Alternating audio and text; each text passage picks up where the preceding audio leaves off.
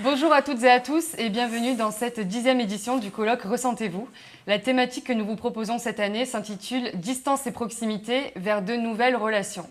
J'ai le plaisir d'accueillir aujourd'hui Delphine Dupré-Lévesque, bonjour. Bonjour. Vous êtes docteur en anthropologie et fondatrice de la page Stop à l'isolement. Stéphane Adam, bonjour. Bonjour. Vous êtes professeur de psychologie du vieillissement à l'Université de Liège. Et Anna Belvec, bonjour. Bonjour. Vous êtes directrice de la FNADEPA, la Fédération nationale des associations de directeurs d'établissements et services pour personnes âgées. Donc, seriez-vous prêt à ne plus voir vos proches pendant plusieurs mois pour vous protéger d'une maladie, d'un virus? Est-ce que chacun d'entre nous, on ne deviendrait pas complètement fou sans voir pendant de longs mois les gens qui tiennent pour nous? Entretenir des relations plus ou moins étroites avec ses proches, avec sa famille, avec ses voisins, avec son aide-soignante, sont autant d'effets directs sur notre santé. Depuis plus d'un an, ces relations sociales ont été complètement bouleversées pour chacun d'entre nous, mais à différents degrés. Et donc, comment est-ce que dans les EHPAD et dans les services d'aide à domicile, tout particulièrement, ces mesures ont été accueillies, ces mesures de distanciation? Comment certains établissements ont pu s'adapter pour entretenir ces liens vitaux? Et est-ce que la mise en lumière de l'isolement des personnes âgées a participé à une prise de conscience collective autour des relations sociales qui peuvent être mises en place dans ces établissements, ou est-ce qu'au contraire, elles ont contribué à stigmatiser ces publics? Donc ce sont ces questions que je vais aborder avec nos invités. Alors Stéphane Adam, qu'est-ce que la crise nous enseigne? Comment l'instauration de mesures barrières ont bouleversé les relations sociales dans les établissements pour personnes âgées? Oui, c'est une question qui mérite un large développement. Donc, peut-être qu'une façon d'essayer de répondre à ça, c'est de dire que quand on prend le continuum de la santé, il y a deux extrêmes dans un continuum. Il y a la dimension santé physique et de l'autre côté, dans l'autre extrême, il y a la santé mentale. Et la réflexion, qui est une réflexion éthique, médicale et autres, est toujours de savoir où place-t-on le curseur, en fait. Et donc, naturellement, pour des raisons d'hygiène, de sécurité, donc de soins physiques, les politiques, dans la plupart des pays dans le monde, ont déplacé le curseur du côté soins santé physique en mettant des mesures de confinement, de restriction d'accès au commerce, de restriction de visite des proches, de télétravail, etc. Conséquence, ça augmente les problèmes de santé mentale et ça augmente, voilà, on voit les consultations psychologiques, psychiatriques, le taux de suicide et ce genre de choses. Eh bien, ce qu'on a vécu tous à titre personnel dans le cadre de la crise sanitaire, c'est ce que vit déjà d'emblée une personne âgée qui intègre un EHPAD pour des raisons d'hygiène, de soins, de sécurité. Et on aura l'occasion d'en discuter, un EHPAD ressemble avant tout à un hôpital. Ça montre bien qu'on place clairement le curseur du côté du soin physique. Conséquence, augmentation des problèmes de santé mentale sur les personnes âgées vivant dans ces structures. Et ça, c'était déjà avant la crise. Mais la crise a encore amplifié ce mécanisme. Parce que la crise a fait que cette fois-ci, les maisons se sont fermées. Plus d'accès aux familles, mais pas pendant, comme nous, 2 ou 3 mois. Ça a été pendant pratiquement une année.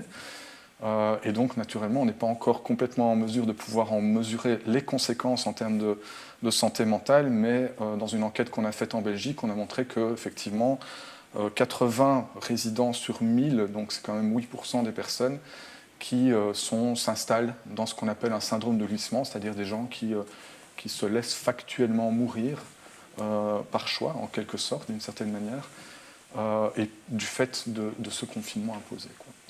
Delphine, vous êtes anthropologue, vous avez passé de longs mois dans des EHPAD pour vos travaux de recherche. Est-ce que vous avez le sentiment que si ces personnes, ces résidents n'avaient pas été dans ces établissements, ça aurait pu être pire pour eux en termes de relations sociales? Est-ce que... Alors, il y a les deux phénomènes. C'est-à-dire que d'une part, il y a des personnes qui sont à domicile et sont extrêmement isolées. Donc là aussi, ça remonte avant la crise, sauf que la crise les a mis en lumière finalement. Ce sont des gens qui sont les oubliés, les invisibles de notre société. Et aujourd'hui, finalement, on a pris conscience de ce que c'est que l'isolement social à domicile. Et c'est énorme. En France, il y a presque 1 million de personnes de plus de 75 ans qui sont dans on va dire, une détresse sociale parce qu'ils ont très peu de contacts et que les conditions, par exemple, de vivre aujourd'hui en France en fauteuil roulant, vous enferment finalement à votre domicile parce que vous pouvez aménager votre logement, mais effectivement, avoir l'accès à une boulangerie ou pouvoir même sortir de votre domicile si vous avez un ascenseur qui n'est pas adapté, etc., vous isole terriblement. Les études montrent qu'il y a 45% des femmes en fauteuil roulant de 75 ans et plus qui sortent jamais de chez elles. Donc ce phénomène d'attente et d'isolement, il était déjà existant en dehors des EHPAD, parce que finalement aussi dans les EHPAD, vous avez, Stéphane le dit, peut-être un isolement, mais en même temps, chaque jour, vous voyez du monde. On vous dit bonjour, on vous apporte votre repas. Donc tout ça, c'est des liens qui ont pu être gardés, qui n'ont pas pu être du tout maintenus à domicile. Annabelle, certains EHPAD ont été obligés de se réinventer et de s'équiper pour entretenir ces liens qui sont vitaux. Et donc comment est-ce qu'ils ont fait concrètement? Est-ce que vous avez eu des retours de directeurs, de directrices qui vous ont expliqué comment ils se sont organisés? On a été en lien avec nos adhérents pendant toute la crise. Et je crois qu'on peut dire que l'ensemble des établissements et d'ailleurs des services à domicile se sont réinventés pendant la crise. On est passé en fait d'une relation où on avait tout un environnement social varié, des familles, des résidents bien sûr, des professionnels de l'extérieur, des bénévoles qui venaient des écoles. D'un seul coup, un recentrage de l'établissement sur la seule relation professionnel-résident. Donc ça a été forcément une source de réorganisation. Avec les mêmes personnes, c'est forcément compliqué et les professionnels ont fait un travail incroyable pour essayer de libérer du temps, notamment en termes de vie sociale, parce que d'un seul coup, la vie sociale a été extrêmement freinée. Il a fallu s'équiper en matériel informatique, numérique, parce qu'on a vu à ce moment-là les limites et le retard qu'on avait dans ce domaine. Alors il y a eu tout un tas d'aide, de mécénat entre autres, et puis des établissements qui se sont équipés. Et puis on a organisé dans tous les établissements des activités variées. Certains ont fait des lotos dans les couloirs, d'autres ont fait venir des orchestres à l'extérieur, des professionnels qui ont dansé pour les résidents. Tout ça en essayant de garder effectivement ce semblant cette vie sociale importante, mais forcément adaptée compte tenu des restrictions sanitaires. Et vous avez des EHPAD qui vous ont fait remonter, qu'ils utilisaient la page Stop à l'isolement aussi, qui a été créée par Delphine. Donc Delphine, est-ce que vous pouvez nous expliquer un peu cette initiative que vous avez mise en place, comment elle est née et en quoi elle consiste? Alors, elle est née vraiment une réaction. Effectivement, comme vous avez dit tout à l'heure, j'ai passé une année et demie à partager la vie des résidents, des familles, des professionnels. Et est arrivée cette crise sanitaire et je me suis placée presque du point de vue des familles, des professionnels. Et un truc qu'on a un peu découvert aussi pendant ce confinement, c'est qu'on n'abandonne pas son vieux en EHPAD. Et donc les familles sont extrêmement présentes, elles ont un rôle à jouer pour celles qui sont là, pour les résidents qui en ont. Il y a 40% des résidents qui n'ont pas ou plus d'enfants vivants, donc la famille aussi c'est plus élargi, etc. Mais pour ceux qui ont une famille et qui est présente, elle est très présente, et y compris à l'EHPAD. Et cette séparation à la fois avec les équipes, parce qu'il y a une harmonie avec la personne âgée, avec la famille, mais la personne et la famille est intégrée dans une équipe. Vous cassez une partie de cette harmonie finalement quotidienne, et la crise a permis de voir que les familles étaient soudées du côté des professionnels pour dire merci de prendre soin à notre place, merci d'être là. Il y avait quand même ce message qui était très fort. Et en même temps, il y avait aussi un désarroi terrible de dire mais comment faire, qu'est-ce que je peux faire? Je suis isolée parce qu'on s'est tous retrouvés confinés.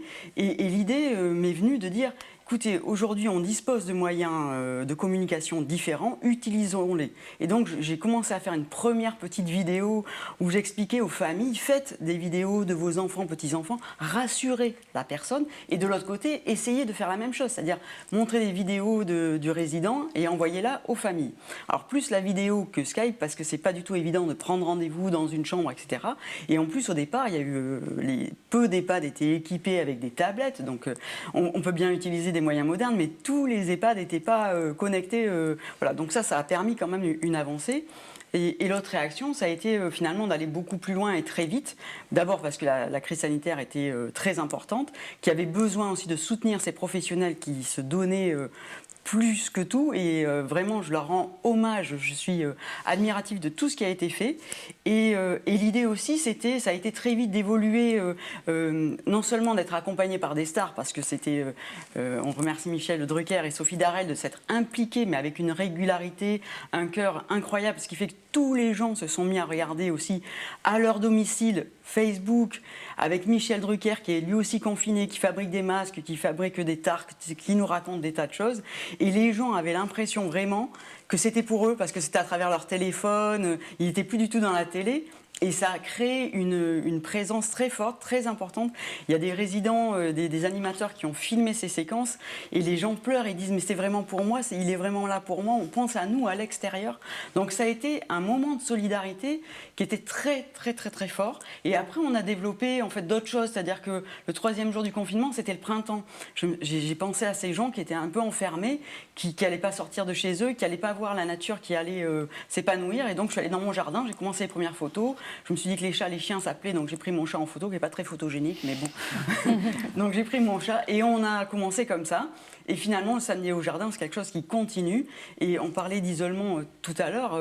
Cette action, elle continue parce que l'isolement, au-delà du confinement, mais c'est très important, beaucoup plus important que tout ce qu'on peut imaginer. Et c'est les réactions et le fait que les gens répondent avec l'interactivité de cet outil qui fait qu'on continue aujourd'hui. Et c'est un outil que le personnel peut utiliser pour justement créer du lien et des nouvelles relations avec les personnes qui habitent. Alors, ça permet en fait d'entrée de jeu, vu que, alors c'est tout un programme, donc je vais vous raconter le programme. Donc le lundi, c'est en chanson.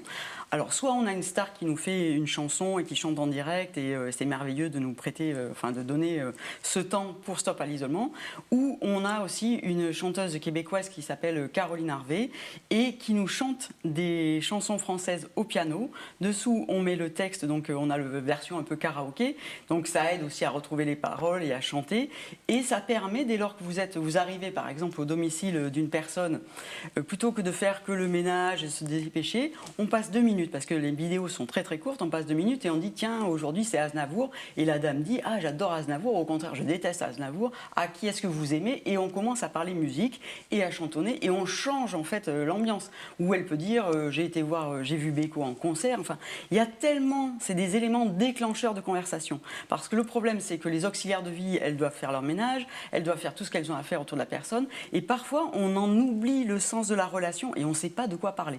C'est-à-dire, est-ce que vous avez bien mangé hier? Alors déjà, ça c'est important, mais peut-être que si on regarde par exemple le mardi en cuisine, il y a la recette du tiramisu, différentes recettes, et peut-être qu'on peut justement dire « Ah, je ne connais pas, ah, je l'ai fait, j'aimerais bien faire cette recette », et comme ça on est guidé, on peut faire des choses comme ça. Et donc cette mobilisation un peu des stars, on a pu quand même observer dans les médias, sur les réseaux sociaux, qu'il y avait quand même une prise de conscience, une mise en lumière de l'isolement des personnes âgées. Et je vous pose la question à vous, Stéphane, mais j'ai envie de la poser à tout le monde. Est-ce que cette mise en lumière, selon vous, elle a été bénéfique parce qu'on s'est dit il y a un sérieux problème, il y a plein de choses à faire, ou est-ce que au contraire ça a renforcé la stigmatisation des personnes âgées, qu'on a encore plus vues comme des êtres fragiles, vulnérables, à risque, qu'on doit absolument protéger? C'est les deux, en fait. C'est un peu, il y a les enseignements positifs et les enseignements négatifs. Il y a les versants positifs et ce qui a été moteur. Et puis il y a ce qui amplifie. C'est clair que si on parle de la question de la représentation du vieillissement au niveau sociétal, on a écrit un article avec, en tout cas j'ai été associé à un article avec des collègues français du Canada et autres pour alerter en fait sur le risque que cette crise sanitaire ne fasse qu'amplifier les représentations négatives du vieillissement. Alors c'est assez compliqué à expliquer, mais il y a plusieurs éléments qu'on peut mettre en avant. C'est que on montre que dans une société capitaliste industrielle, c'est un vieux, c'est un poids. Hein. Si on prend les médias, la manière dont on communique sur le vieillissement, c'est tous ces vieux à la retraite et si peu de jeunes pour financer ces retraites, le coût en termes de santé, le système de santé, la sécurité sociale, etc. Et donc naturellement, dans une société capitaliste, le vieux est un poids et ça génère une image négative du vieillissement. Et on peut penser que plus une société ou un pays est en crise économique, plus plus ça va avoir encore et amplifier ces mécanismes-là. Or, la crise sanitaire, elle a comme concordance et comme conséquence une amplification de la crise économique de façon majeure. Et donc là, on pense que ça va être un mécanisme qui risque d'amplifier les représentations négatives du vieillissement. Après, il y a aussi, hélas, la manière dont la presse a communiqué. Les vieux n'existaient pas dans la presse au début de la crise. C'était les hôpitaux, et puis, hop, on a vu les décès apparaître dans les EHPAD, et subitement, on a parlé des EHPAD, mais c'était assez troublant parce que la manière dont on parle des personnes âgées, c'était un chiffre qui est le pourcentage de décès. Mais quand un professionnel en EHPAD décédait en Belgique, subitement, on allait interviewer les proches de ces professionnels. Et c'est dramatique, naturellement, j'en dis ce qu'on vient pas, mais on n'a pas interviewé les proches de personnes âgées. Donc c'était un groupe. Et alors que, par contre, on parlait d'histoire individuelle pour des plus jeunes. Et donc, la presse s'est appropriée cette question, mais l'a communiquée de manière parfois un petit peu maladroite, qui risque aussi de générer cette image qui était évoquée ici de fragilité, de personnes à protéger. Et donc, ce qui a fait que par pas mal de personnes qui ont été interviewées, je pense que c'est le Nouvel Obs qui interviewait certains philosophes ou intellectuels de 65 ou 70 ans, et les gens disaient « je ne me suis jamais senti aussi vieux depuis cette crise sanitaire ». Et c'est clair que beaucoup de personnes se sont senties surprotégées, et avec « papa va pas faire les cours, je vais les faire pour toi ». Et donc, ils se sont pris un coup de vieux. Or, les études épidémiologiques montrent que plus je me sens vieux, plus je risque de décéder rapidement, ou plus je risque de développer la maladie d'Alzheimer dans les années qui suivent. L'âge que je ressens avoir est plus prédictif de ma santé que l'âge que j'ai réellement, en fait. Donc voilà, ça c'est encore un autre élément. Et puis, il y a aussi l'écart des générations, c'est-à-dire qu'on parle de la solidarité qui s'est installée dans les EHPAD avec les professionnels, c'est certain, ça fait partie des enseignements positifs, mais en même temps, des économistes, des philosophes ont, presse française entre autres, dit « mais on ne va pas sacrifier tous les jeunes pour les vieux ». Mais je rappelle qu'il n'y a aucun vieux qui a revendiqué le fait que les jeunes se sacrifient pour eux.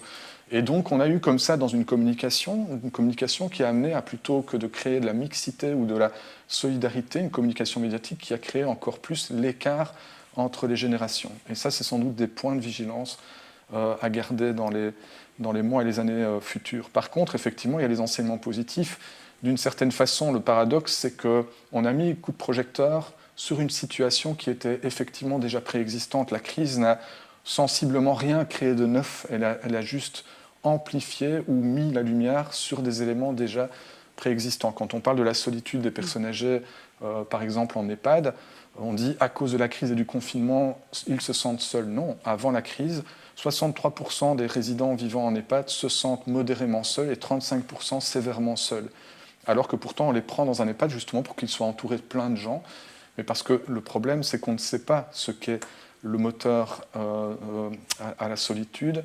C'est les personnes âgées ne cherchent pas à avoir plein de gens nouveaux, de rencontrer des nouveaux amis. Quand ils disent qu'ils se sentent seuls en EHPAD, alors qu'ils sont entourés de plein de personnes, ils disent parce que je ne vois pas les gens que j'aime. Donc ce qui compte avec l'âge, ce n'est pas la quantité des relations, mais la qualité et la force de la relation et du lien. Et ça, sans doute, et je suis assez sensible à l'initiative que Delphine a mise en place, parce que l'objectif, c'est qu'est-ce qui fait que je ne me sens pas seul? C'est parce que j'existe aux yeux d'autres, de personnes. Et que ces personnes, j'existe pas juste une fois par mois, c'est que j'existe dans la régularité. Quand je veux développer une relation avec une personne âgée, je parle de moi. Et c'est parce que je parle de moi que la personne âgée me parle d'elle. Si je l'interroge et que c'est juste parce que c'est mon job de l'interroger et de m'intéresser à elle et que c'est à sens unique, la personne va se fermer.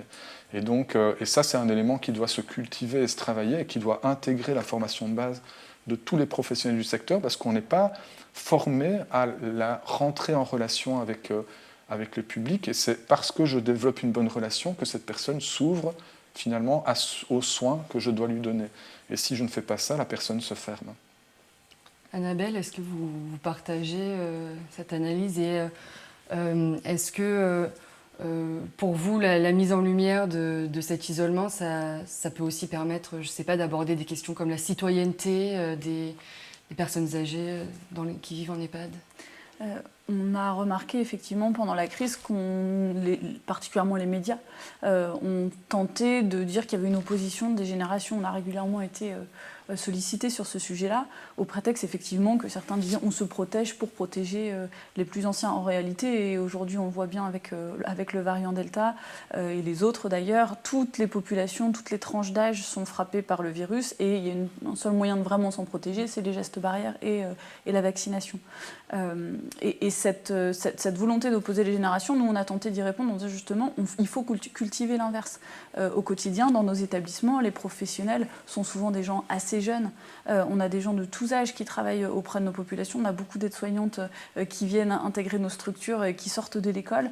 Et on a des partenariats surtout de plus en plus forts avec les crèches, avec les écoles et de plus en plus de projets intergénérationnels. Je crois que c'est cette réponse-là qu'il faut qu'on puisse apporter à la crise. C'est d'abord d'ouvrir davantage nos structures, alors évidemment dans un contexte sanitaire apaisé, mais c'est s'ouvrir sur la ville, s'ouvrir sur les partenariats, sur les écoles, faire davantage rentrer la population. Je pense qu'on changera le regard sur le vieillissement quand on permettra à la population de venir voir ce qui se passe dans nos structures. Ça peut être en proposant un restaurant ouvert à tous, en mettant une supérette avec un point colis, ou alors des cabinets médicaux qui soient hébergés dans un établissement.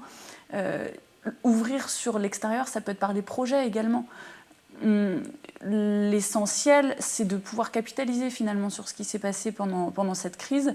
Et ça passe bien sûr par l'intergénérationnel, mais ça va passer aussi bien sûr sur les enjeux de la citoyenneté. Pendant la crise, on a beaucoup entendu « il faut isoler les personnes âgées », on pense à la place des personnes âgées. L'infantilisation, elle n'est pas nouvelle chez les seniors, mais je trouve qu'elle a été renforcée pendant cette crise. D'ailleurs, on voit bien, les EHPAD ont été les premiers confinés, ce sont aussi les derniers confinés. On attend encore, j'allais dire, une évolution des consignes. Donc, c'est finalement remettre la décision au cœur de la personne. C'est la personne qui doit choisir ce qu'elle veut, la personne et ses proches. Et ça implique derrière des changements en termes d'organisation. Ça veut dire que les conseils de la vie sociale, qui peuvent aujourd'hui être une vraie instance de démocratie, peuvent être aussi des chambres d'enregistrement. Donc on doit pouvoir travailler pour rénover ces instances-là, interroger davantage les résidents et les familles au travers de questionnaires de satisfaction et leur permettre réellement de décider ce qu'ils souhaitent. Ça passe aussi forcément par davantage de moyens, parce que si la personne demain dit « mais moi je veux prendre mon petit déjeuner à 10h le matin », il faut qu'on puisse répondre à cette demande-là, et compte tenu des effectifs extrêmement tendus qu'on a actuellement dans nos établissements ou dans les services à domicile, c'est difficile. Donc c'est finalement le salut de cette crise, ça va être, j'espère, de pouvoir capitaliser et trouver des évolutions positives dans nos structures. Et donc si... je ne sais pas, si on se projette et qu'on essaie d'imaginer un peu l'EHPAD où les relations sociales sont aussi riches que celles qu'on a connues tout au long de la vie, c'est quoi ce lieu ? Je vous pose la question à tous les trois. Vous avez peut-être des avis différents. Peut-être que ce qu'on appelle depuis quelques années l'EHPAD de demain, en tout cas l'établissement de demain, parce que ça ne concerne pas que les EHPAD, c'est un établissement qui est ouvert sur l'extérieur. Comme je le disais tout à l'heure, donc avec ouvert auprès des enfants, réellement intergénérationnel, avec des espaces collectifs, des temps d'animation importants. Je pense qu'il y a un point qu'on a relevé et que disait très bien Delphine tout à l'heure, c'est le sujet de l'isolement. On en fait une cause importante, mais peut-être pas aussi importante qu'elle le mérite. C'est un vrai fléau à domicile comme en établissement. Et à la FNADEPA, on demande à augmenter le nombre de professionnels, mais souvent on a tendance à refermer le sujet sur les soignants. En réalité, il faut qu'on augmente d'abord, en plus des professionnels soignants, bien sûr, il y a une partie importante sur les professionnels de l'accompagnement, sur le temps social, des professionnels de l'animation. Et puis il y a d'autres manières de faire. On a des établissements, par exemple, qui nouent des partenariats avec des associations, qu'ils hébergent dans leurs locaux, à qui ils prêtent des salles, et en échange, par exemple, ces associations-là peuvent réserver des créneaux pour les résidents, pour les professionnels. On peut inventer du temps social, même quand on n'a pas beaucoup de moyens, et c'est véritablement ce point-là qui doit être au cœur des préoccupations dans les prochains mois. Ouais. Je partage avec peut-être un point de nuance et d'attention à mes yeux, qui est que si je dois synthétiser comment doit changer les structures, et je sais que c'est un peu provocateur de le dire comme ça, c'est la nécessité d'une démédicalisation des maisons de retraite. Enfin, en tout cas des EHPAD. Quand je dis démédicalisation, souvent on se dit « mais enfin, vous voyez, les gens, ils sont dépendants ». Oui, donc je ne dis pas. Donc mettons le soin là où il est nécessaire et à la hauteur stricte dont il est nécessaire. Vous prenez la vie d'une personne âgée 24 heures sur 24, 7 jours sur 7, avec une dépendance modérée, et vous vous dites quel est le temps dans ces 7 jours, semaines, consacré à un acte technique de soins. Il y a très peu d'études qui ont été faites, il y en a une en Suisse, c'est peu de temps en fait, ça représente peut-être 20-25% du temps. Pourtant, si vous prenez le taux d'encadrement dans les maisons de retraite, ça représente 80-90% de l'encadrement. Et ça génère quoi? Du coût important, et ça génère quoi? Une association et une orientation stricte vers le soin. Il suffit de voir le bâtiment, l'architecture d'un bâtiment, c'est un hôpital. La décoration d'intérieur, c'est un hôpital. On travaille en uniforme médicalisé. Tout est orienté pour montrer et rendre ostensiblement visible la dépendance des personnes. Et des études qui sont réalisées depuis une vingtaine d'années montrent que plus on médicalise une structure, plus les gens se sentent malades et plus ils deviennent malades d'une certaine façon et dépendants. Et il suffit que je sois avec une personne en blouse blanche pour que j'appelle plus souvent à l'aide que si elle est en civil. C'est un point de détail, mais sauf que si je l'aide plus, elle va appeler plus à l'aide, elle va devenir plus dépendante. Donc souvent, on va parler de la question d'augmenter les moyens, et c'est là le point peut-être de divergence quand Annabelle dit peut-être ne pas négliger le nombre d'augmenter les soignants. Non, il faut diminuer les soignants. Objectivement, il faut revoir le taux d'encadrement soignant à la baisse. Et je sais que ça, le dire, jamais ça ne va bouger, parce que voilà, il y aura beaucoup de résistance, etc. Et augmenter effectivement par d'autres corps de métier. De nouveau, si on prend la balance que j'évoquais tout à l'heure, si on prend le taux d'encadrement, le curseur il est placé du côté de santé physique. Il n'y a pas d'éducateur, il y a très peu de psychologues, la santé mentale est peu, voire pas considérée. Et quand elle est considérée la santé mentale d'un point de vue médicamenteux, c'est-à-dire médical, avec les conséquences que ces médicaments ont, puisque ça génère des problèmes de santé chez les personnes. Et donc il faut casser ce cercle vicieux en quelque sorte, et là il y a une nécessité de revoir le taux d'encadrement. Le N humain est le même, ou alors on l'augmente, mais en faisant des vases communicants, en diminuant le personnel infirmier, sachant qu'ils sont en pénurie dans les hôpitaux, on parle tout le temps du pénurie du personnel infirmier, on est obligé d'en chercher dans les autres pays, sortons-les des EHPAD, mettons-les dans les hôpitaux où ils sont nécessaires et mettons d'autres qualifications professionnelles. En Belgique, dans le secteur du handicap, ce sont des gens qui ont des niveaux de dépendance élevés, qui doivent être nourris, stimulés, médiqués, qui ont des problèmes de continence, etc. Le niveau de dépendance est élevé, donc il faut naturellement être très sensible sur la comparaison vieillissement et handicap. Mais néanmoins, là, le soignant, ce sont des personnes de l'extérieur qui rentrent faire le soin comme je viens faire le soin à domicile d'une personne. Et l'encadrement, c'est des éducateurs, des psychologues, etc. Et les gens travaillent en civil. C'est étonnant de voir ces deux cultures présentes dans le même pays, avec des structures de 50 places dans le handicap et pas en dessous de 100 dans le vieillissement parce que ça coûte très cher. Pourquoi? Parce que comme il y a beaucoup de soignants, ça coûte cher, donc il faut faire des économies d'échelle, on fait des structures plus grandes. Et donc, naturellement, voilà, ça c'est vraiment... Et plus une structure est grande, plus ça va avoir les conséquences sur... Étonnamment, paradoxalement, il y a plus de gens, sauf que j'existe moins, donc je me sens seul. Si je donne cours à 150 étudiants, je ne connais aucun étudiant. Je les connais comme un numéro de matricule. Si je donne cours à 10-15 étudiants, je finis par adapter mon enseignement à l'étudiant. Ils me connaissent, je les connais, et on développe une relation. Si je suis dans une structure de 150, je connais 150 personnes âgées, c'est la masse de personnes âgées. Et si moi je suis étudiant dans 150, je suis anonymisé dans la masse. Si je suis avec 10 ou 15 étudiants dans une classe, je finis par me sentir appartenir à un groupe social.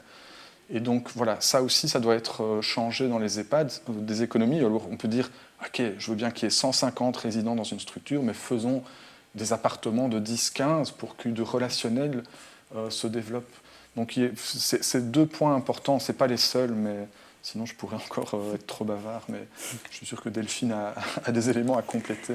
Ah, moi je rejoins totalement, c'est-à-dire que ça fait des années que je me bats pour qu'au moment de l'accueil qui va avoir un impact sur la qualité de vie très long, c'est-à-dire si vous réussissez l'accueil de la personne, même si après derrière la prise en soin, l'accompagnement n'est pas de qualité, la personne ayant été bien accueillie se sent bien pendant longtemps. Donc il y a un effet bénéfique très long.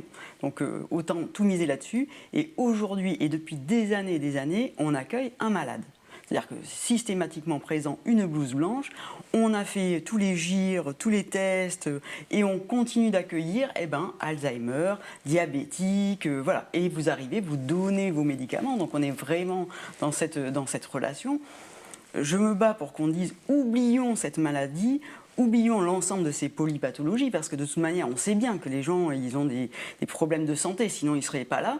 En tout cas, essayons d'accueillir Madame Dupont avec l'ensemble de ses qualités, qui est née. On n'a pas forcément beaucoup d'éléments au départ, mais ne serait-ce qu'avec un lieu de naissance, une date de naissance, un lieu de vie, la dernière adresse, on a de quoi parler avec cette personne. Donc appuyons-nous là-dessus. Si on prend, moi ce que je souhaite, c'est que par exemple l'outil, même Stop à l'isolement, le premier jour de l'accueil, même en amont, si on peut voir la personne à l'hôpital, parce qu'on sait elle cherche, etc. On commence à discuter à partir de, alors soit de chanteurs, soit il y a des cartes postales, il y a les samedis au jardin. On a toutes les régions de France qui ont offert leurs photos. On regarde, on discute avec elles. Est-ce que du coup, on va parler jardinage, etc. Et ça, c'est l'accueil personnalisé. C'est-à-dire que je suis accueillie en tant qu'individu, en tant que Madame Dupont, qui adore manger des courgettes, qui fait pousser des marguerites dans son jardin. C'est ça que je vais accueillir et c'est là qu'elle va se sentir bien. Et si l'ensemble des gens autour sont accueillis de cette forme-là, on va changer, modifier. C'est vraiment plus un malade qui va être accueilli. Et je rejoins bien sûr 1000 fois, hein, oublions les blues. On peut pas, bien sûr qu'il faut avoir du soin et du soin au bon moment. Et voilà, et pas non plus un soin à l'usine, c'est-à-dire que tous les matins, mais c'est comme ça, même si Madame Machin elle dort, on fait quand même le soin parce que c'est l'heure où il y a les soignants. Non, on s'adapte et probablement que les soignants seront moins fatigués et les soignés ou les accompagnés seront aussi beaucoup mieux parce qu'on va respecter beaucoup mieux leur rythme. Oui, Stéphane. Oui, je vois que ça. En fait, c'est intéressant parce que j'ai une petite pensée pour une de mes doctorantes qui est en train de terminer son doctorat parce qu'elle est en mode stress dans le sprint, mais justement une des études qui a été publiée et qu'elle a faite dans ce cas de son doctorat s'inscrit un peu dans cette dynamique. On dit, voilà, c'est des professionnels en EHPAD qui sont interrogés, on leur dit, voilà, jeu de rôle, il y a une chambre qui se libère et un nouveau résident va venir intégrer cette chambre. Qu'est-ce qui se passe en général? On vous donne le dossier de la personne et vous prenez connaissance du dossier de la personne que vous n'avez encore jamais rencontrée. Pour la moitié des participants, le dossier dépeint classiquement la personne âgée sur son niveau de dépendance, si au niveau de la déglutition il y a un problème, la marche, le niveau cognitif, s'il y a des troubles du comportement, quels sont les indicateurs de score, prise de sang ou autres indicateurs MMSE, etc.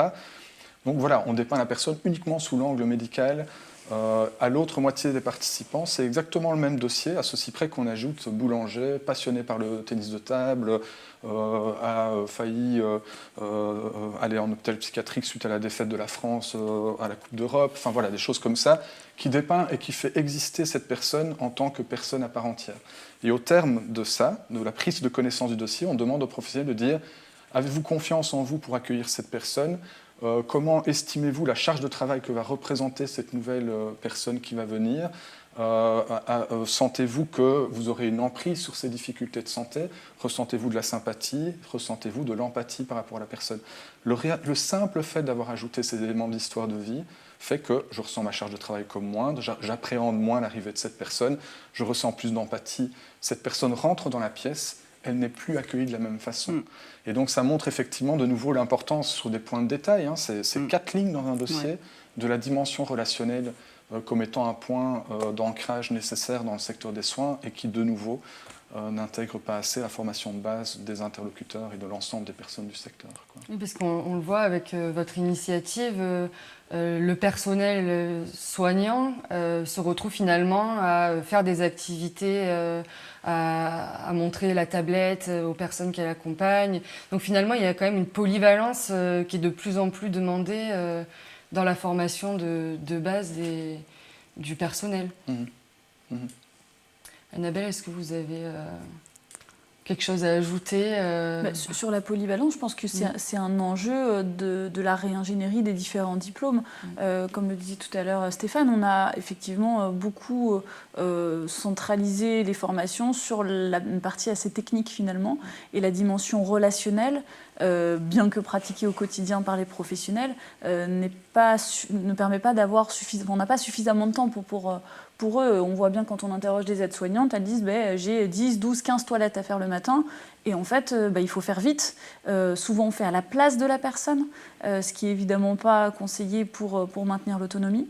Et puis, une personne âgée, elle a besoin aussi de prendre le temps de discuter, d'être juste dans la relation humaine par moment, parce qu'à ce moment-là, elle a envie d'évoquer quelque chose avec vous, parce qu'elle se sent peut-être seule. Et si on lui demande effectivement simplement « Bonjour, comment allez-vous ?» parce qu'on n'a pas le temps, la personne va répondre « Ça va ». Alors que si on s'ouvre à elle, si on commence effectivement à parler de soi et qu'on prend 10 minutes posées pour elle, parce qu'on arrive à se libérer ce temps-là, ça change fondamentalement les choses et ces 10 minutes-là vont être extrêmement précieuses. Et quand on interroge les résidents dans les établissements, c'est quasiment unanime. Ils nous disent tous, les professionnels font un super boulot, mais ils n'ont pas le temps. Les pauvres, elles sont débordées. On entend souvent ça.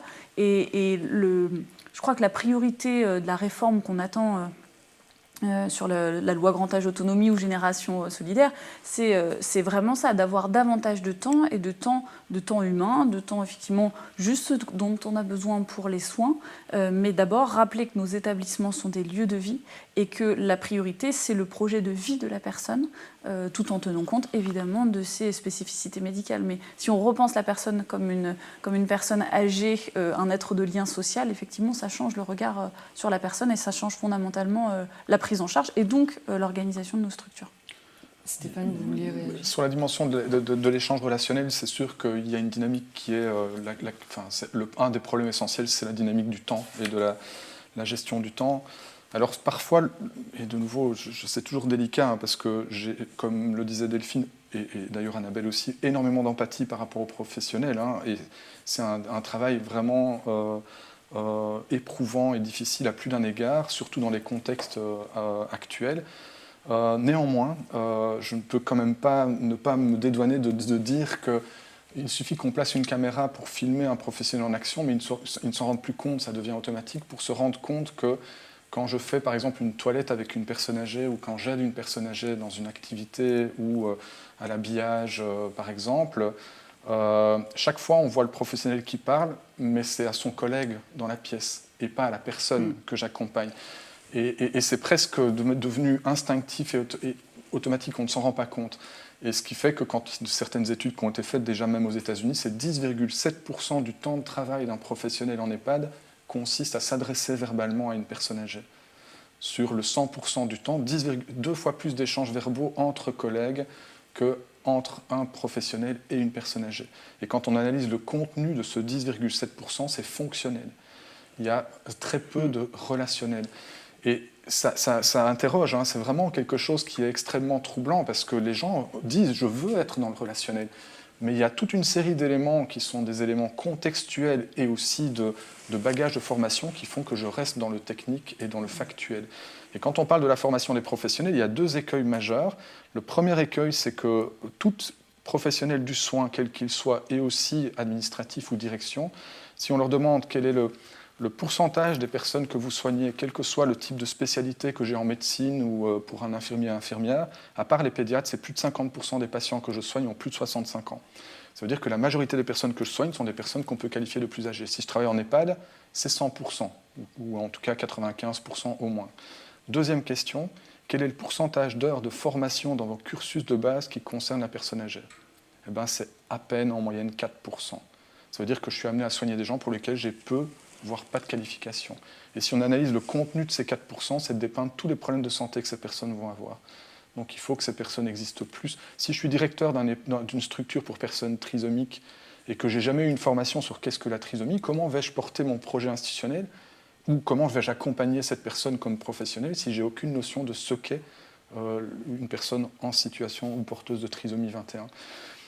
Deuxième écueil, effectivement, la communication.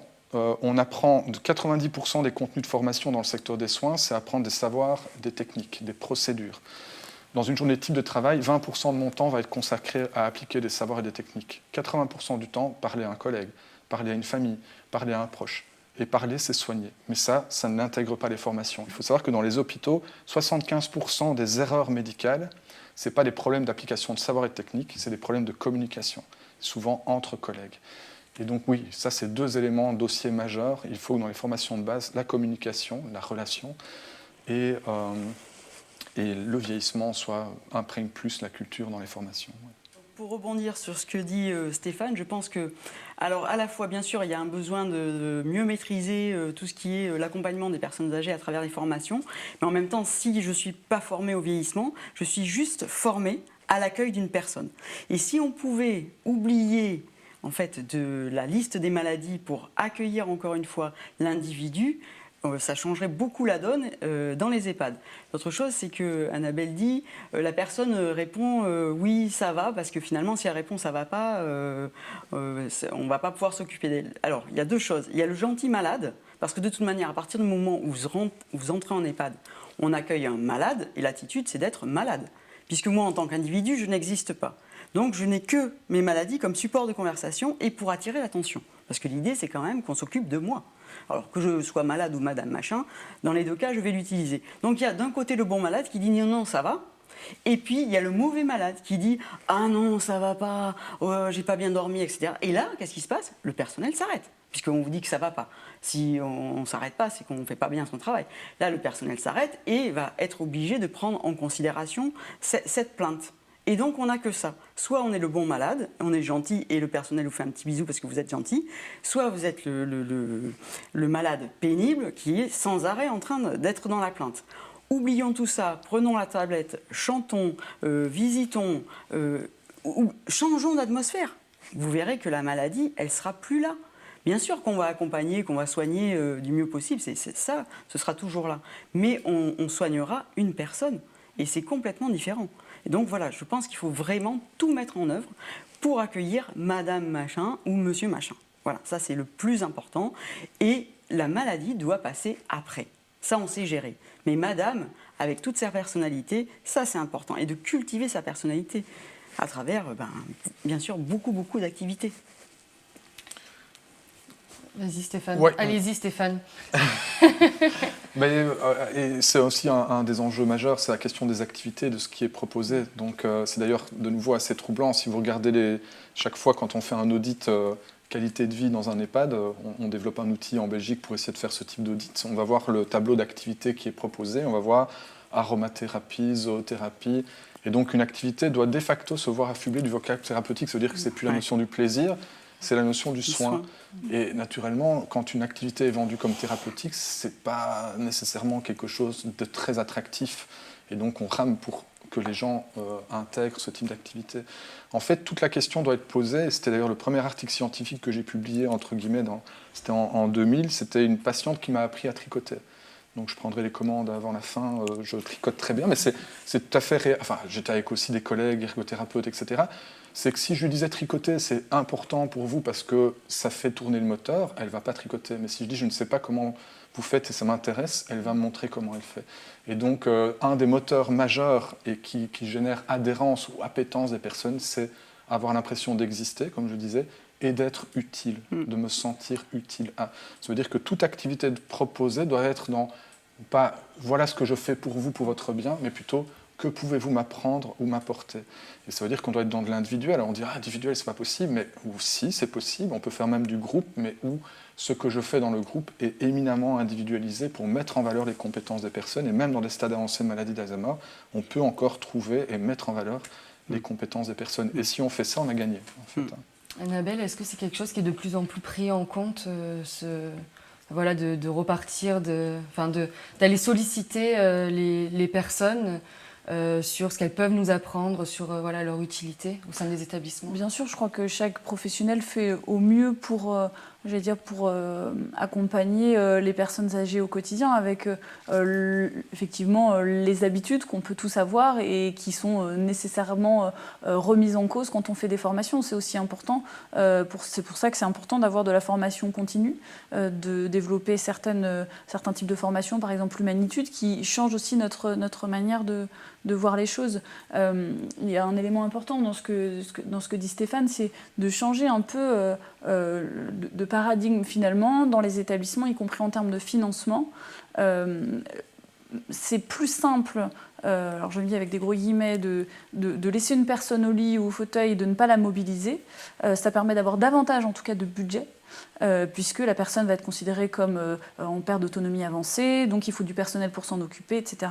Alors que si au quotidien, on fait l'effort de systématiquement l'accompagner aux toilettes quand elle appelle, de la mobiliser à la marche, etc., tout ça, ça prend du temps.